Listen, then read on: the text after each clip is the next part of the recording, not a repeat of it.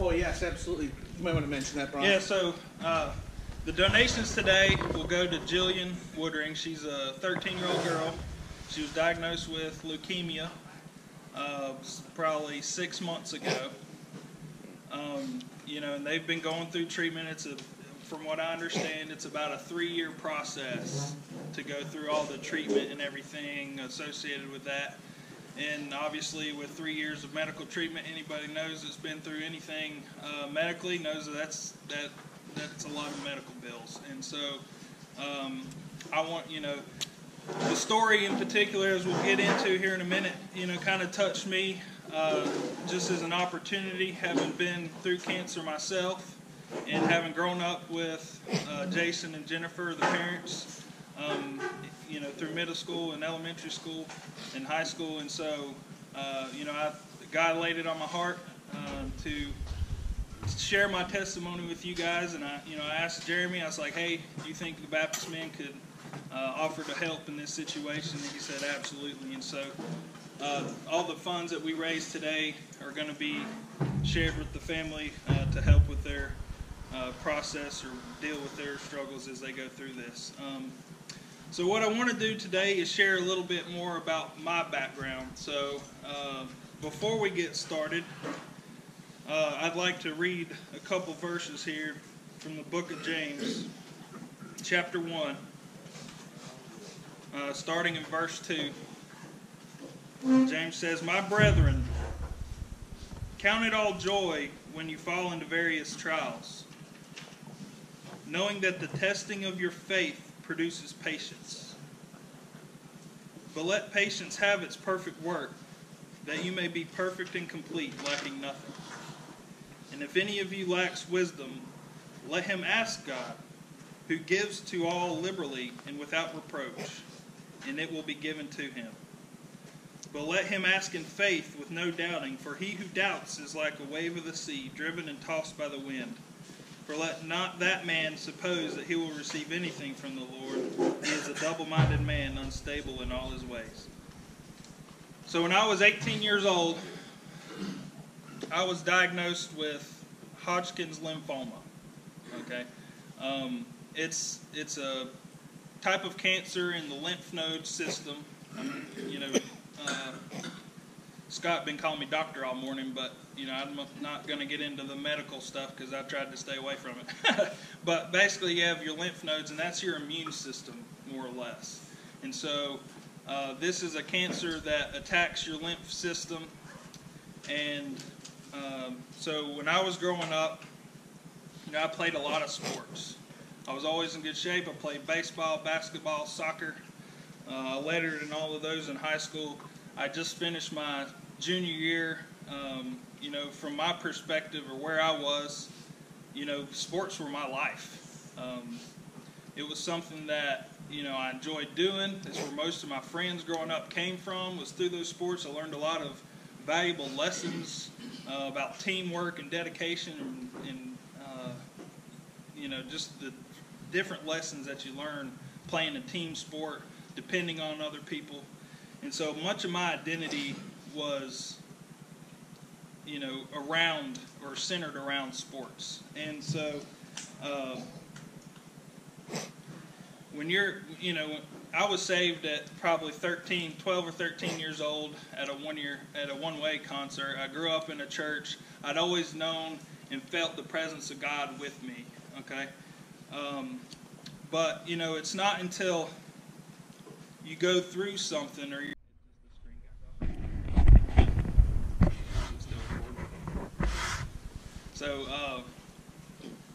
Peter, in 1 Peter, he likens when we go through various trials, he says that it tests the genuineness of our faith, and that it's more precious than gold to God, and that even gold is tested by fire. And so when they test gold, they remove the impurities, and in order to do that, they have to heat it up, right? It has to be put under pressure. It's got to be tested, and then those impurities will come out, and what you have in the end is pure gold, right? something that's valuable and more valuable than it was before the trial or before the heat, before the pressure. And so coming out of my junior year, I was first team all conference in soccer. I was junior nationals in basketball. I had these high expectations of what I was going to accomplish my senior year in these various sports. And then sometime between the end of my junior year and the start of my senior year, this cancer had developed, right? And I didn't know what it was at the time. And so, I get into my senior year, I get into, soccer season kind of starts it off in September. And so I would notice that for whatever reason, I was more tired, after the games. I wouldn't have as much energy during the games. And I would fight through it while I was, playing or whatever. But whenever I would get done, I would just be exhausted. And I wasn't used to feeling this way, right? I was, coming out of my junior year, I was in the peak shape that I've ever been in.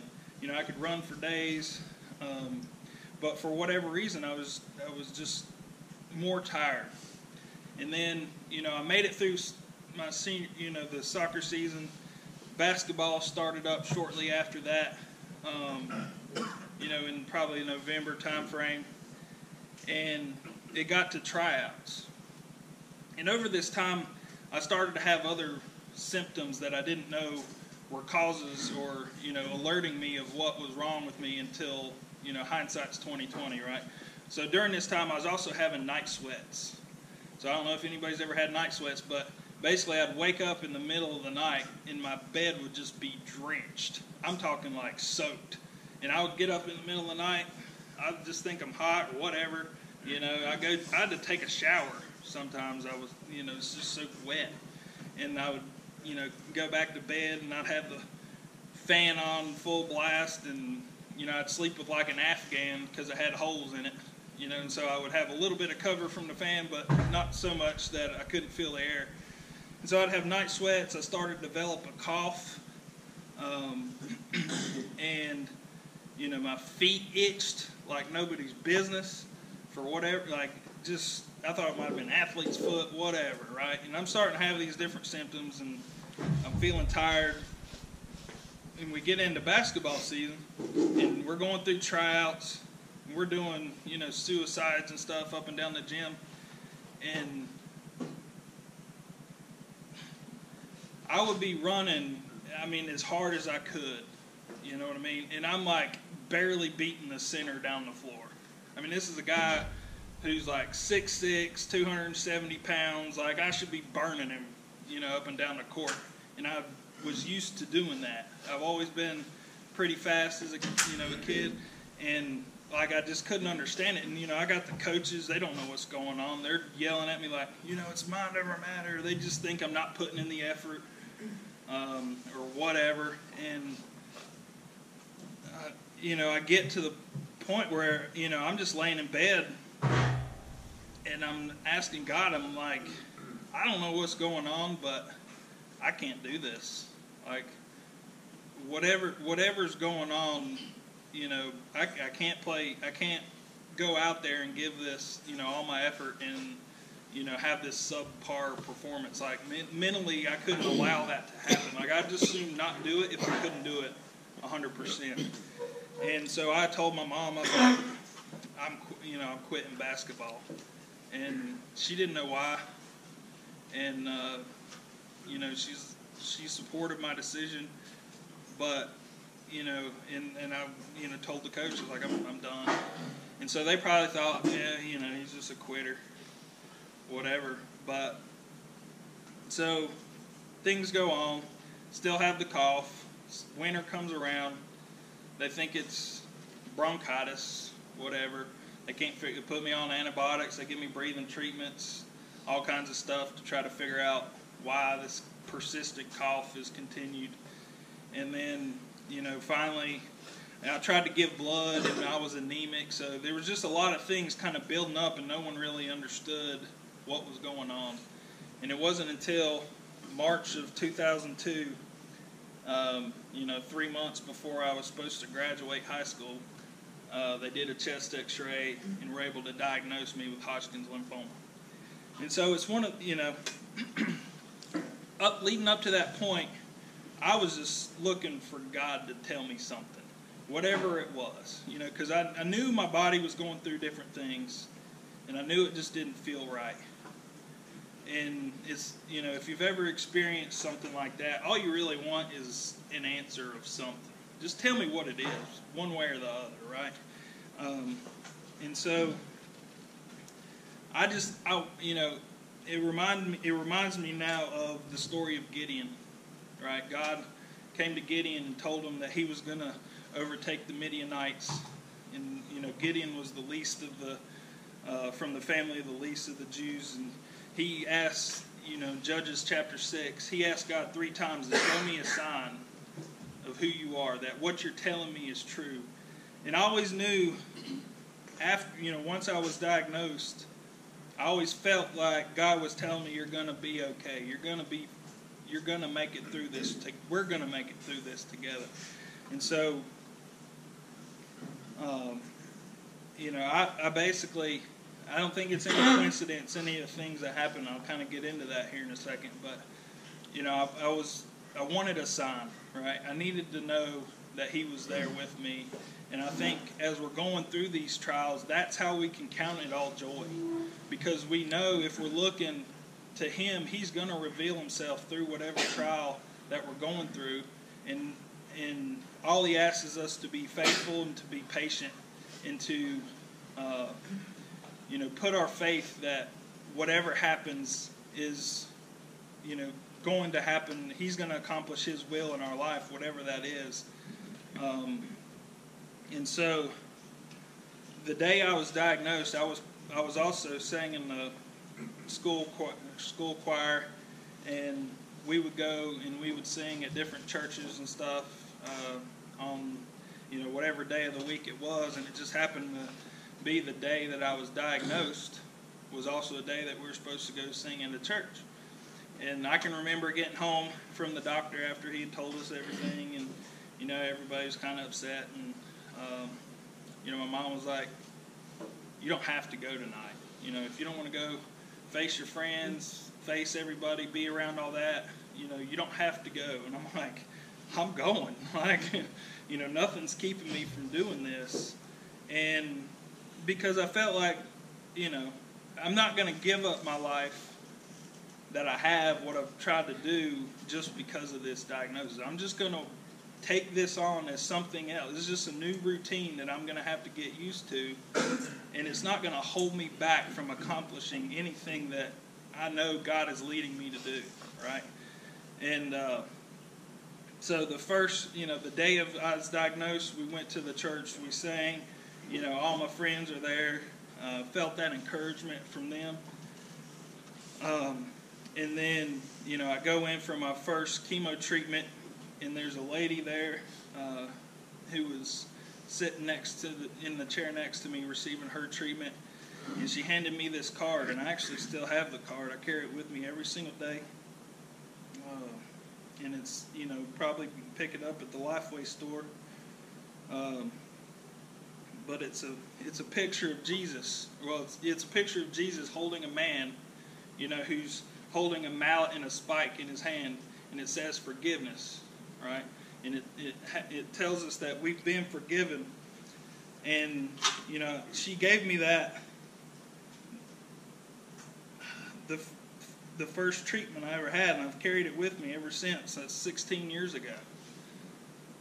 It looks pretty beat up because it's been in my wallet that long, but good thing is I got a tattoo of it on my back. So if this card perishes, I guess I could have just went and bought another one, but I'd rather just keep the one I got. And that was just another sign of reassurance that whatever journey I'm about to embark on, he's going to be there with me the whole time. And so, I'm starting to get these reminders, and I'm going through it, and people, they kind of marveled at just the way I was taking it. the positive attitude that I had with it, and it really wasn't anything that I was doing other than believing in the promises that God had given me. It was, I tried to keep a positive attitude about things. Being 18 years old, you do have this sense of invincibility a little bit, and I think that was a benefit of mine. I'll joke around and all the time, I tell my mom, I'm not going to lose my hair. I'm not going to do this. I'm not going to do that. I'm not going to get sick off of this chemo. And I truly believed it, whether it was, for real or not, a truth or not. I believed it in my heart that these things weren't going to happen. And, I look back at some of the pictures and stuff now of just me during that time, and I swore I had more hair in my head then than I did when I look back at it. You know what I mean? Like, that was just the mentality that I had. And so March I was diagnosed. Well, May comes up, and they're doing a relay for life at the church, at the high school. And so we're walking around. We got all the churches there.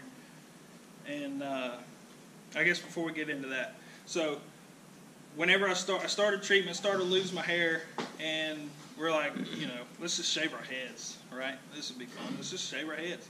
And so me and a bunch of my buddies decided that, hey, let's have a head shaving party, And so we got people at the church, hairdressers from the local area, got together and said, heck yeah, let's do it.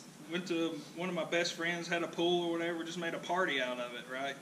And so my brother, who's 8 years younger than me, he's 12 years old, 10 years old probably at the time, he's getting his head shaved, everybody's getting it slick. And, and so it just showed, the church was around me, my friends were around me, I felt the support, and I think that's important. Jesus says that there's no greater gift than a man to lay down his life for a friend. And I think that can be interpreted different ways, right? It's not just your physical life that you have to lay down. You don't have to die for your friends. I don't think that's all of what he's saying. I think he's saying you lay down what you're doing in your life for that of another, okay? And so, I felt that through the actions of my friends and the actions of the church around me. And, if you want to come look at these, maybe when we're done, you'll see that, some of my friends, they were red-headed, pale-skinned, and so when they shaved that head, boy, that thing shone out. So they were definitely laying down their life, because they were going to be ridiculed for the next, couple weeks at least until that hair started to grow back. So, I didn't look as funny because I had an excuse, right? I could say, well, I got cancer, but they didn't have that luxury, I guess. But so. Then we get into May. They have a Relay for Life, and they got luminaries everywhere. Remember, y'all been to Relay for Life? They had the little bag, they got the little tea light candles in it, and they light them up. And there's, thousands of these things around this stadium at the high school, around the track, and so we're walking around. We're having a good time. All the churches are there, raising money through selling food and donations and everything. They got a band. And a bunch of my friends from high school were out there, and we're walking. And we decided to camp out that night. Well, as we're walking around, around 7, 8 o'clock, whatever, it starts to drizzle a little bit, okay? And so every so often, as you're walking around, you'd notice some of the bags, the lights are going out. And I can I remember saying to my friends, I said, my bag, I had 3 bags, okay, that had my name on it around that track out of thousands. And I said, my bags are not going to go out. Saying it somewhat jokingly, but for whatever reason, I felt that in my heart that was true, okay?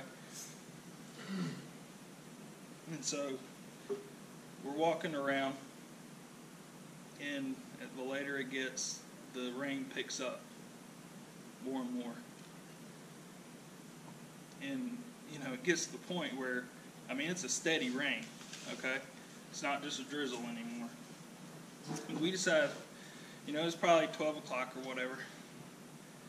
And I said, I decided I'm getting in the tent. I'm tired of being wet, walking around this track. And so we get in the tent. Well, over the rest of the night, it's pouring down, right?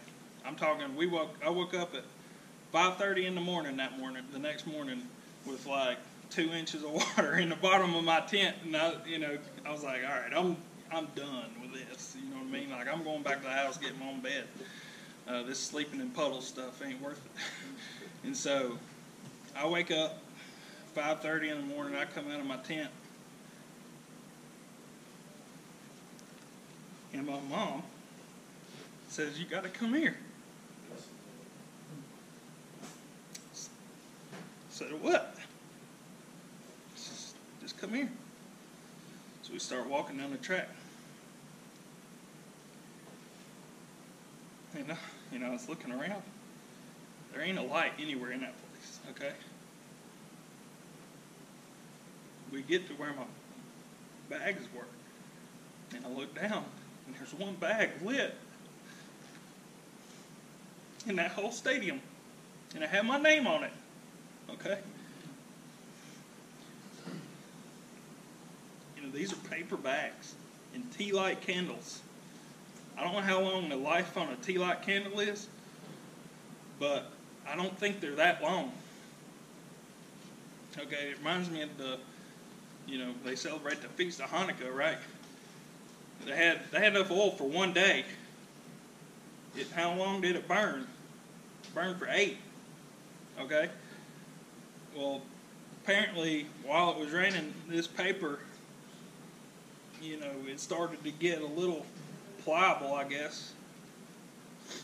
And it bent down enough where it covered enough of the light or the candle that the water would, hit the bag and kind of run off like a roof. But it also left enough, open air so that the light would still burn. Okay, so, and I got the proof in these pictures right here for anybody that doubts. But so, we took some pictures. I was already, feeling kind of blown away at this point. And we took a couple pictures, and I told my mom, I was like, I just got to go home. I can't, I was just becoming overrun with emotion a little bit, kind of holding it back, as any 18-year-old boy would do. And I took about 20 steps towards the car, and I turned around for whatever reason, and that bag went out. And, I felt this, in that moment, I literally felt the Spirit of God come upon me. And so you think about those times, especially in the Old Testament, where it talks about the Spirit of God coming upon someone. And just, in the book of Acts, it describes, when at the day of Pentecost, it says that it came on like a roaring wind, right? And, Jesus described when he was talking to Nicodemus, trying to describe to him how the Spirit of God worked. He said he described it like the wind, and I swear to you, I felt it as real as the wind that day. And from that moment on, like, I knew that no matter what was next, it didn't matter, because I knew where my eternal destiny was. And, so it was kind of like Daniel's friends when they looked at Nebuchadnezzar, and he was about to throw him in the fire for not bowing down to his idol, the statue that he created.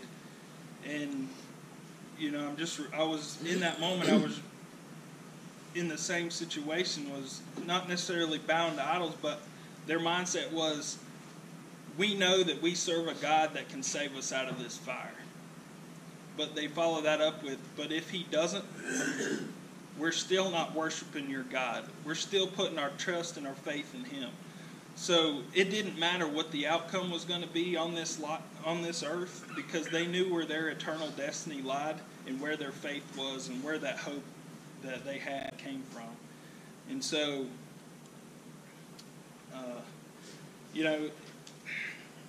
after we went through treatment, went through chemotherapy. The first 12 rounds of chemo didn't work.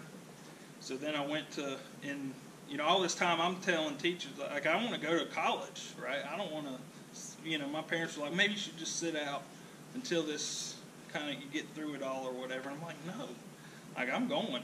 And so I emailed the teachers over the summer. I was just like, hey, I want to come to college. I want to do it, but I want to make sure that you're okay with the fact that I might miss some time because of treatments and everything else. Because there was a chance, and I actually had to do this, where I had to go to Duke for a little over a month, almost 2 months, to go through stem cell replacement treatment. And so, I had to miss a lot of school. But, they were willing and, worked with me and gave me, written assignments and stuff. And so I was able to continue to go to school, continue treatment, and kind of move on. And, nothing was really affected as far as my life goes from this treatment. I mean, it was, I'm not going to lie and say it was easy. There's definitely people that have had it harder than I did. I was able to get through the treatment, never really was sick, didn't change my routine. I would go work out all the time. Tried to do everything as normally as possible. And I think it's, because of that faith and the hope and where I felt I stood with God, that it didn't matter. Anything else didn't matter. And I couldn't imagine going through that experience without having that hope and those promises that He gives us. So, next time we go through a trial, or that you go through a trial, just try to have that mindset, really search and ask God. James says, he says, if you have questions, if you lack knowledge, if you need wisdom, if you need comfort, ask. But don't ask without faith. Because if you don't have faith, then you're not going to get the answer that you want. You have to ask in faith. And, the purpose of those trials is to test the genuineness of your faith. Is this faith for real? Because if you're at the bottom and you have no other option, then that's when you have no other choice but to look to God. Why do you think Israel went through so many, slaveries and entrapments and captivities and all that stuff? It was because they'd gotten so high in themselves that they needed to be brought down to rock bottom before they started to look back up again. And sometimes that's the way it works. And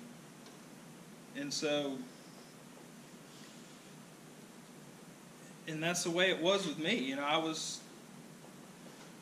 the height of my, good grades, good sports. I was an athlete. Like, so much of my identity was wrapped up in all the good things that were happening in my life. It was time to use the bad to really overcome, really define who I was as a person. A man's character is really tested when he goes through something difficult, okay? And so, if you can't, you can say things and be certain ways and act certain ways and do certain things when everything's going good, but when everything falls apart, what happens, right? You lose your job. You're struggling financially. You're, in depression. Whatever it is, anxiety. What happens in those moments is who defines us. It's not what happens when everything's good. When everything's good, everybody acts the same way. Everybody's happy, everybody's joyful. But if you can be happy in a trial, if you can have hope in a trial, then that's the character that defines who you are, and you're going to be better off for it. You're going to be more appreciative when the times are good. Okay, and so, that's some of the things that I want to give them some time. I went over. Sorry about that, Scott, but I wanted to lay out a prayer that I, come across during during that time to close us out here. So we'll bow our heads. Lord, sometimes we face challenges that leave us breathless. When we are fearful, let us lean upon you. Keep us ever mindful, Lord, that you are our God, our strength, and our shield. With you by our side, we have nothing to fear. And with your Son Jesus as our Savior, we've received the priceless gift of eternal life. Help us to be grateful and courageous servants this day and every day. Amen. Amen.